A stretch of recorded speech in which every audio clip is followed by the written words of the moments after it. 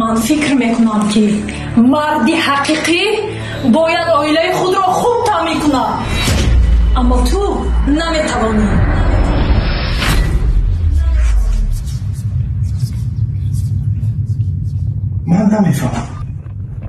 من نمیفهمم با تو چی نمیرسه. من روزی دراز کار میکنم برای اون که عائله خود را خوب تامین کنم، برای خوردن تو، برای پوشیدن تو،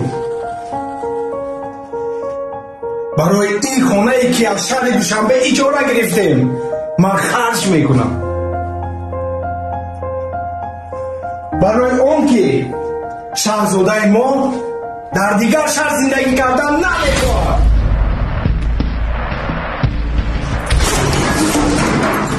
اگر همه این به تو معقول نباشد پس برای چی با من زندگی میکنی؟ من میدونم برای اون که تو بغیر از تلفن بازی کردن دیگر یگان کار رو کردن نمیتونی.